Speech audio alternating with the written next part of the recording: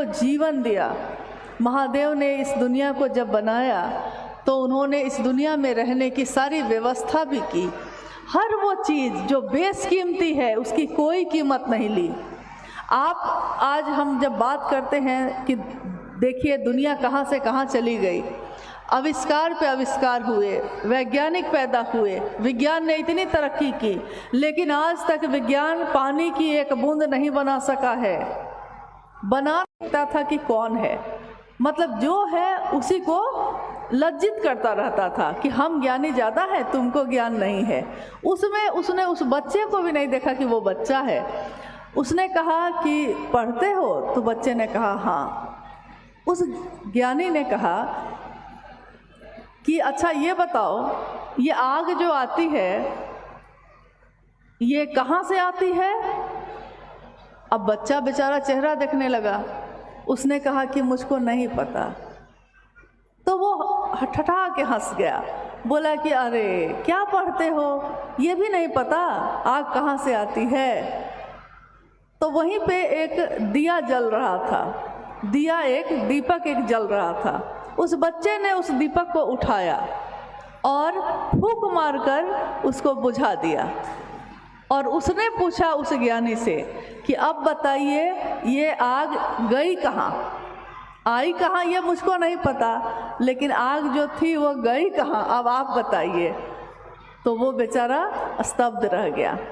कोई नहीं जानता कि किसके अंदर क्या ज्ञान है, क्योंकि आप उसके कपड़े से उसका आकलन करते हैं, आप उसकी अमीरी गरीबी से आकलन करते हैं। लेकिन अगर किसी का मन उस शिव से टिक गया है तो वो देखने में फ़कीर लगता ज़रूर है, लेकिन वो फ़कीर होता नहीं है।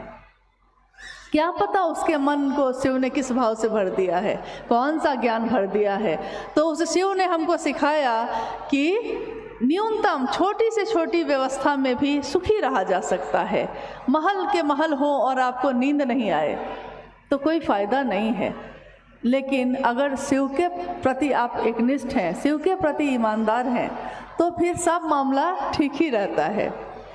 कहते हैं हमारे जहाँ अभी तो हम लोग झारखंड में रहते हैं, लेकिन बिहार और झारखंड पहले एक ही था। और बिहार की एक घटना है। एक व्यक्ति, एक व्यापारी थे और बड़े समृद्ध थे। वो कभी कभी साहब से मिलने आते थे, हम लोग भी वहाँ बैठे होते थे। एक बार मतलब है एक जगह है, वहाँ से वो आए जब, तो उन्होंने कहा कि साहब मैं आपसे एक बात जानना चाहता हूँ। साहब ने कहा पूछिए। तो उन्होंने कहा कि मैं जानना चाहता हूँ कि मैं सही कर रहा हूँ कि गलत कर रहा हूँ। तो साहब ने पूछा कि क्या आप सही कर रहे हैं, बताइएगा तभी तो। उन्होंने कहा कि मैं व्यापारी हूँ, व्यापार करने के लिए मैं चाहता नहीं हूँ ऐसा करना, लेकिन मुझको कुछ बेईमानी करनी पड़ती है, कुछ झूठ भी बोलना पड़ता है, थोड़ा सा दूसरे को पीड़ा भी पहुँचानी पड़ जाती है कभी कभी। मैं जानता हूँ कि मैं गलत कर रहा हूँ, लेकिन मैं रोज़ महादेव के सामने अपने कमरे को बंद करके महादेव से दया की याचना करता हूँ। और मैं रोज़ कहता हूँ महादेव को कि महादेव आप तो जानते हैं ना कि मैं कैसा हूँ, आप तो जानते हैं ना कि मैं झूठ बोलता हूँ, मैं व्यापारी हूँ, मैं बेईमान भी हूँ, मैंने कितने लोगों को कष्ट भी पहुँचाया है, लेकिन चाहा नहीं है ऐसा। आप तो जानते हैं कि मैं कैसा हूँ, लेकिन तब भी आप मुझ पर दया कीजिए। तो उन्होंने कहा कि साहब अब इसके कारण होता है कि क्या बात है, लेकिन आज तक मुझको उन्नति ही उन्नति मिल रही है, ये मेरी समझ में नहीं आता है। साहब भी हंसने लगे। उन्होंने कहा कि दुनिया जिसको कहती है पाप, क्या पता उस महादेव के नज़र में वो क्या होगा, क्योंकि रो रो नरक के भागी को भी, रो नरक यानी कि जो करोड़ों करोड़ों नरक के भागी हों, ऐसा भी पाप अगर किसी ने कर दिया है तो फिर भी अगर वो अंतः से, अंदर से पुकारता है शिव को, अंतः से पुकारोगे तो उबार देंगे शंभू। हे उरग, हे सांप, तुम टेढ़ा चलते हो, तुम जहर रखते हो, हे उरग, तब भी अगर सीने के बल झुक के जाओगे तो क्या होगा? हे उरग उर के बल जा, गलहार लेंगे शंभु। वो शंभु गले में धारित करते हैं, कलंकित चंद्रमा को भी वो माथे पे धारण करते हैं। दुनिया जिसको ठुकराती है वो उसको गले से लगाते हैं। और क्या चाहिए आपको? तो देखिए, उन्होंने ये भी सिखाया कि गुरु एक ऐसी सत्ता होते हैं जिसके सामने छुपाइए मत कि आप क्या हैं। आप जो है ना वैसे ही खड़े हो जाइए उनके सामने। और गुरु की जिम्मेदारी होती है कि वो अपने शिष्य के मन में अपना परिमार्जन करें, आकर्षण पैदा करें ईश्वर की तरफ। इसलिए ये पंक्ति जो अभी भाई सोविंद जी ने कही कि एक सामान्य भावाचरण, एक सामान्य यानी मन से जो आप सोचते हैं, आपकी बोली जो बोलती है वही आप करते हैं कि नहीं। आप दूसरे से तो अच्छी अच्छी बात कहते हैं, लेकिन क्या आपके आचरण में भी ऐसा है? अगर ऐसा है तब तो इससे अच्छी बात कोई नहीं होगी, क्योंकि आपके आचरण को देखकर कोई शिव को अपना बनाएगा। वो कहेगा ना कि जो शिव को बात करने वाले लोग हैं वो ऐसे होते हैं, क्योंकि आपकी बात न तो आपका नाम हो रहा है न तो आपकी बदनामी हो रही है। नाम भी होगा तो शिव का, बदनामी भी होगी तो शिव की। इसलिए अपने गुरु शिव के लिए अपने आचरण को हमेशा सही रखने की कोशिश कीजिए। महादेव की दया से ऐसा हो जाए तो पूरी दुनिया सुवासित हो जाए, सुगंधित हो जाए। शिष्या अनुभूति से एक और जिज्ञासा है।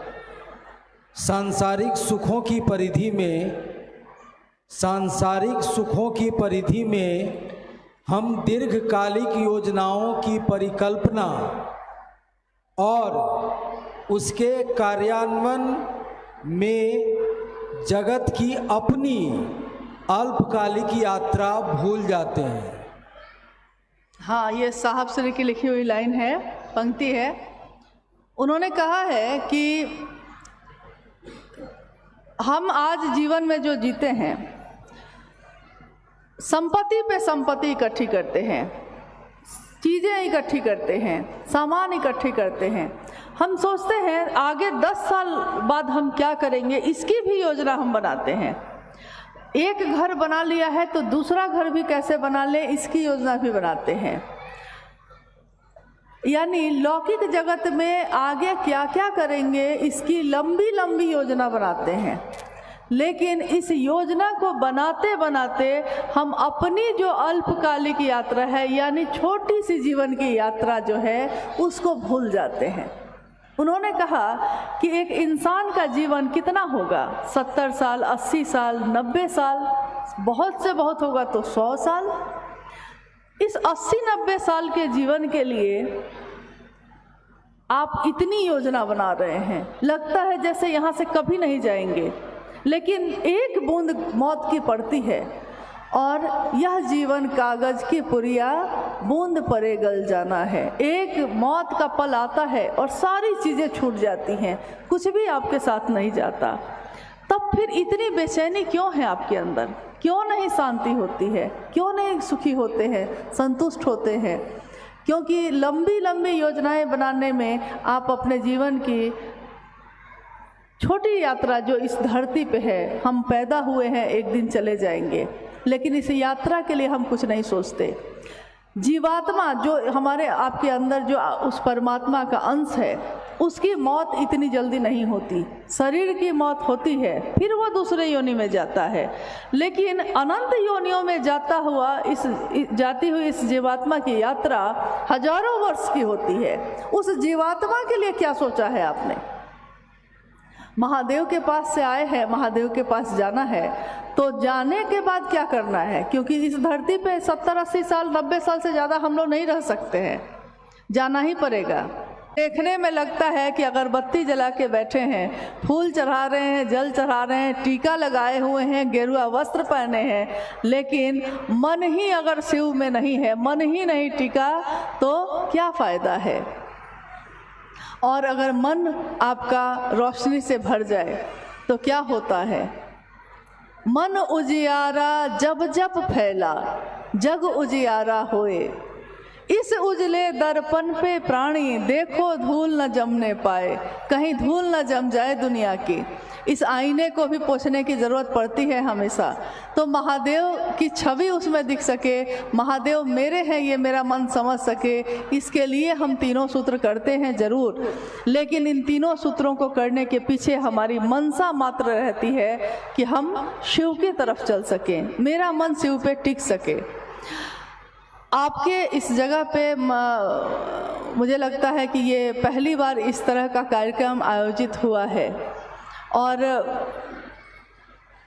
अभी दिखने में आ रहा है कि बाहर मौसम काफ़ी ख़राब है, मतलब किसी के लिए अच्छा है, किसी के लिए ख़राब है। देखिए, हर चीज़ किसी के लिए अच्छी होती है, किसी के लिए ख़राब। जिसके पास अच्छा घर है, सुरक्षित है, उसके लिए तो बढ़िया मौसम है, बारिश देखने में अच्छा लगता है। लेकिन जिसकी टूटी फूटी झोपड़ी है, छोटा सा घर है, पानी भर जाता है, उसके लिए यही बारिश दुखदायी